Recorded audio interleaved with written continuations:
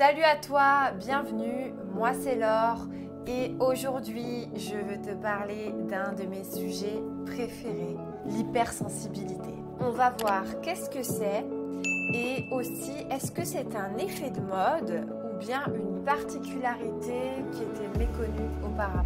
Mais on va également parler des idées reçues et de toutes les différences qu'il peut y avoir dans l'hypersensibilité.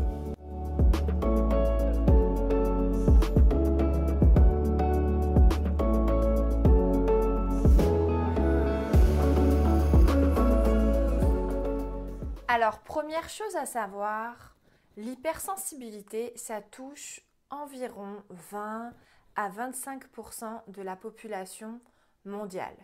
Ça regroupe, selon moi, les personnes sensibles à plus sensibles, jusqu'à donc l'hypersensibilité.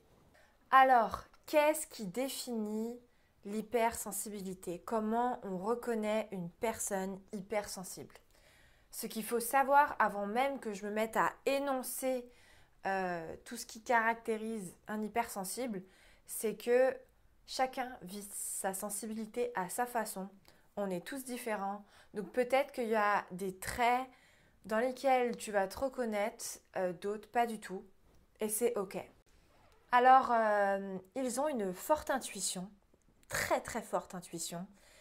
Ils perçoivent une multitude d'informations plus subtiles que des personnes moins sensibles. On les décrit souvent comme des personnes intenses, des personnes aussi qui ont une très grande créativité, de l'hyperesthésie, c'est-à-dire qu'ils perçoivent les sons, les odeurs, le goût, le toucher, la douleur de façon plus intense.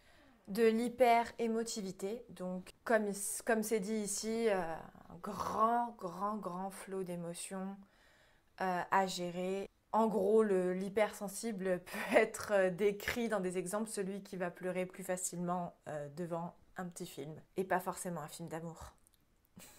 Ils sont aussi souvent empathiques, voire même hyper empathiques, ce qui veut dire que ils ressentent très fortement les émotions des autres et l'hyper empathique a même une tendance à les prendre toutes sur ses épaules, son dos, peu importe, et les gérer lui-même. Et ça, c'est pas très bon. Il y a, je suis sûre, beaucoup d'autres particularités que je ne cite pas ici. Par contre, je vais quand même parler des conséquences. Donc, les conséquences que tu as quand tu ne connais pas ton hypersensibilité, quand tu ne la comprends pas, quand tu n'en es pas conscient, ça peut donc t'amener à une tendance à la dépression.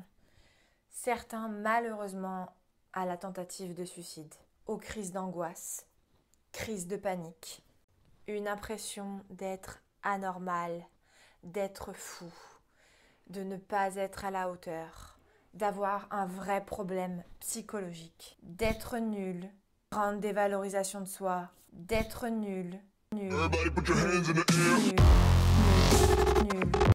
Il s'adapte constamment au monde extérieur pour tenter de répondre aux besoins de la société et se perd lui-même dans son identité, dans sa personne, ne sait même plus qui il est à force de s'adapter à tout le monde. Peut avoir une tendance à l'hyperphagie, donc c'est-à-dire de manger ses émotions, surtout quand on en a beaucoup comme ça. C'est tellement difficile à gérer pour certains. Chacun le fait à sa manière, hein. Il y en a, ils vont dans l'alcool, la drogue et j'en passe les exemples. Et certains aussi vont donc dans la nourriture. Le plus grand rêve d'un hypersensible, je pense que ce serait d'avoir une pilule qui lui fasse arrêter de penser autant. Parce que c'est des pensées, c'est des informations que tu reçois tout le temps, pour plein de détails.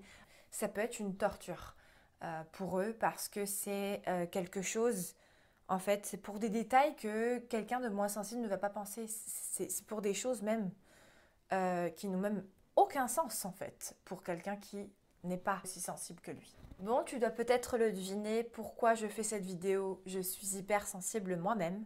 J'ai découvert mon hypersensibilité à l'âge de 23 ans. Ça m'a fait du bien de découvrir et de mettre un mot dessus parce que c'était arrivé à un stade où c'était grave pour moi.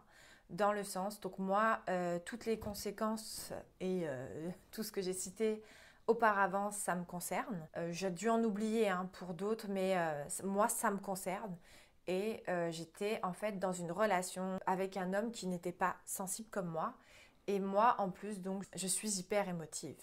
Donc, du moins, j'étais hyper émotive et je n'arrivais pas du tout à gérer toutes ces émotions-là. C'était vraiment, vraiment difficile pour moi, c'était difficile pour lui. Ça m'a mené donc à une dépression. Celle-ci a duré 2 ans. C'était un cauchemar et j'ai vraiment cru que ça terminerait jamais. C'était vraiment très, très difficile. Je suis vraiment passée par en fait tout le flot émotionnel des insomnies à cause des émotions, les crises de panique qui me réveillent la nuit, toutes ces informations que j'arrivais pas à gérer, j'arrivais pas à combler les attentes extérieures, j'étais tout le temps stressée pour tout et rien. C'était même arrivé à un point où je m'isolais et je n'arrivais plus à rencontrer de nouvelles personnes.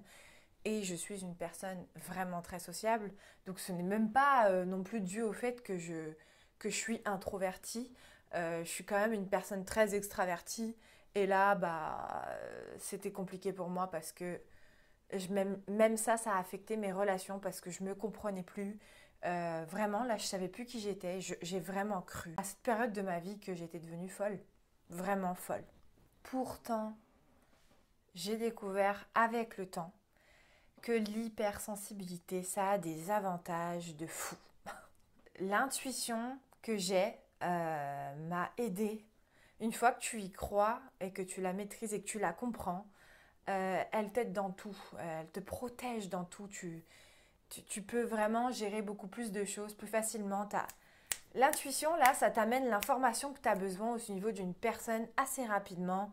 Et quand tu as une très bonne intuition, je dirais que c'est un beau cadeau. Tu es aussi un vrai pilier émotionnel pour toutes les autres personnes de ton entourage. Parce que, étant donné que c'est toi aussi la personne qui est très émotive et qui t'y connaît en émotion, en fait, tu es la personne en fait qui, au final, t'y connais le mieux parce que tu les gères beaucoup plus souvent, parce que c'est très très intense chez toi.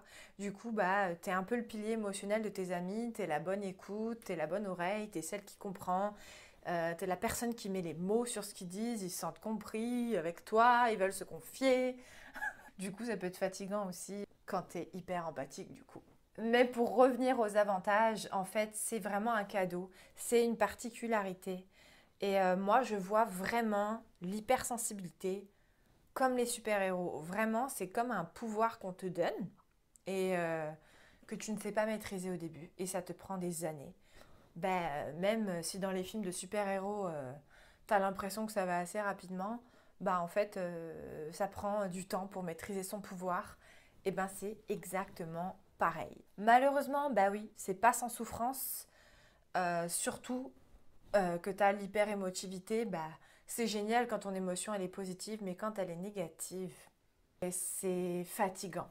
L'expression de ta créativité aussi, elle est géniale. Moi, c'est aussi un bel outil pour moi et un bel avantage que je gagne dans l'hypersensibilité. Par contre, je ne dis pas que être hypersensible veut dire être créatif et vice-versa. On peut être très créatif sans être hypersensible. J'en viens tout simplement aux idées reçues parce que malheureusement, c'est de plus en plus connu, on entend parler d'hypersensibilité partout maintenant, à un point que je peux comprendre, c'est énervant, surtout pour ceux qui ne le sont pas, qui ne connaissent pas. On a toujours cette sensation qu'il y a un effet de mode. C'est dur à suivre pour ceux qui ne le sont pas et honnêtement, je vous comprends. Je comprends, mais ce n'est pas pour autant que je ne veux pas casser quelques idées reçues. La première, c'est que l'hypersensibilité n'est pas la bipolarité.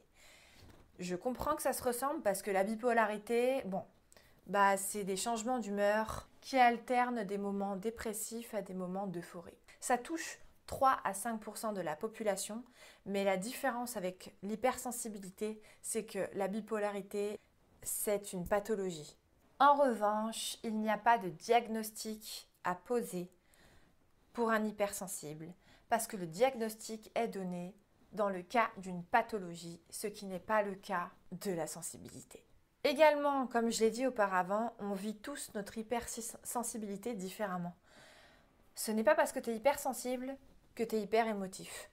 Moi, par exemple, je suis hypersensible, hyper émotive, mais je ne suis pas hyper esthésique. Peut-être un petit peu sur le son, c'est-à-dire j'ai un petit peu de mal à supporter quand il y a trop de monde autour de moi ou qu'il y a beaucoup de bruit. Mais par contre, je ne suis pas l'odeur décuplée, le goût, le touche, non, pas autant. Donc il y a des hypersensibles qui ne sont pas hyper émotifs. Il y en a, c'est vraiment beaucoup dans le surplus d'informations qu'ils reçoivent et qu'ils n'arrivent pas à gérer et qui les rendent fous. Bon, tu dois te demander comment j'ai appris à gérer mon hypersensibilité. La première des choses qui m'a aidée, bien sûr, ça a été des thérapies. J'en ai fait beaucoup. Donc ça m'a aidé déjà à comprendre ce que c'était l'hypersensibilité, à m'assumer, à l'accepter, à gérer tout ce flux d'émotions parce que oui, c'est comme un entraînement. Tu dois t'entraîner à comprendre les émotions et à les gérer. Donc ça m'a énormément aidé. Je trouve que ça a été un cadeau de découvrir ça parce que maintenant je sais exactement vers quoi je me dirige. L'autre chose qui m'a trop aidée, bien sûr, c'est la méditation. J'ai pris beaucoup de temps à en faire. Et ben, même pour être très honnête, ça fait juste quelques mois. Ça a changé ma vie au niveau de la surcharge mentale, vraiment au niveau de la réception d'informations et même au niveau de mon flot continuel d'émotions intenses que je vivais. Disons que la vague avant était comme ça, maintenant elle est comme ça. Plutôt cool. Bien sûr, le sport, l'anti-stress m'a beaucoup aidé. J'en fais 4 à 5 fois semaine parce que j'aime le sport, parce que pour moi c'est un dépassement et aussi parce que ça m'aide dans tout. Ça m'aide surtout à déstresser. Pour terminer, ma passion, la danse, ça aussi, ça m'aide énormément. J'ai l'impression qu'avec le mouvement, le corps quand il est en mouvement, j'ai l'impression que ça lui fait vraiment du bien, surtout avec la danse, on est vraiment dans de l'expression. Peu importe ce que tu fais là, que tu mettes de la musique, que tu bouges, que tu prennes des cours de danse, que tu apprennes. Moi personnellement, ça m'a trop aidé. Ça c'est moi et ma passion. Il y en a, ça va être les sports de combat, peu importe, le chant, l'écriture. Mais je pense que la passion, c'est super important. Et moi, ça a été la danse qui m'a vraiment beaucoup aidée. Voilà, alors j'espère que cette vidéo t'a aidé un peu plus à comprendre. Si tu es une personne hypersensible, j'espère que tu t'es reconnue dans tout ce que j'ai dit ou dans une partie de ce que j'ai dit. Si tu ne l'es pas, j'espère que ça t'a aidé à comprendre qu'est-ce qu'un hypersensible, que ce soit pour ton conjoint, ta conjointe, tes enfants. Je pense que c'est important de découvrir qu'est-ce que c'est, d'essayer de comprendre un peu plus. Il y a de plus en plus de mots qui sont donnés, d'appellations, et on peut s'y perdre. C'est un grand casse-tête et j'espère que ça t'a aidé à comprendre plus qu'est-ce que c'est. Je vais faire d'autres vidéos. Voilà, alors je te souhaite une superbe journée, soirée, nuit et je te dis à très bientôt. Ciao.